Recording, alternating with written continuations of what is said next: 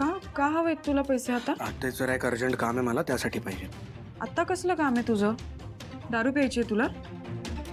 नाही, दारूसाठी नाही, माझं वेगळं गॅरेजचं काम आहे, त्यासाठी मी ते ठेवले होते. ते पैसे मला हवेत आत्ताच्या आत्ता.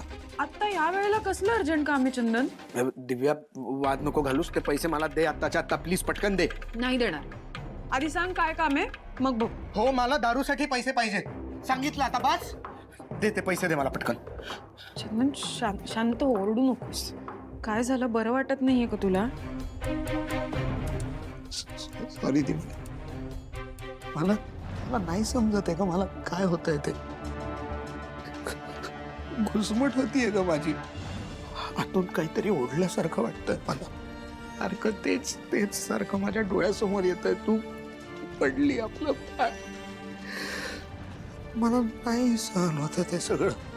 दारू प्यालो ना की या सगळ्या गोष्टींचा विसर पडतो ग. मला सगळं नॉर्मल वाटतं. आणि मग त्याच गोष्टी मला परत आठवत नाहीत. म्हणून मला ते पैसे दे ना प्लीज. दिव्या, दे ना यार, प्लीज. ऐक ना दिव्या, असं नको करू. पैसे चंदन, अरे शांत हो चंदन. मला सांग, दारू प्यायल्याने काय होणार आहे? दारू प्यायल्याने आपलं बाळ परत येणार आहे का? नाही ना. दारू फक्त माणसाला बर्बाद करते चंदन. ऐक माझं. दिव्या, तुला काहीच दुःख नाही होत?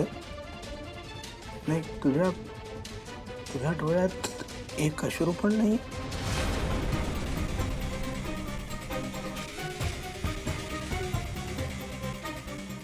म्हणजे? नाही म्हणजे तू बघतीयस ना माझी अवस्था. म्हणजे मी काय परिस्थितीत आहे सध्या. दारू प्यायला लागलोय. अगं, मी दारूला हातही नाही लावायचो. कळत नाहीये काय करू. माझ्या समोर सारखं ते बाळ. तुझ्या डोळ्यात एक थेंब नाही? आपलं बाळ गेल्याचं काहीच दुःख नाहीये दिव्या? नाही, काय झालं सांग ना. चंदन, मला वाटलं नव्हतं की तू माझ्यावर असा संशय घेशील. संशय? आता माझ्या डोळ्यात पाणी नाहीये, कारण माझे डोळे कोरडे पडले तरी. पण म्हणून मला काहीच वाटत नाही असं ठरवू नकोस. मला रडून रडून किती त्रास झालाय हे माझं मला माहितीये. आणि आता तू स्वतःला इतका त्रास करून घेतोयस.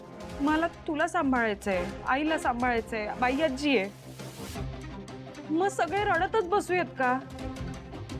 आयुष्यात पुढे जायला नको?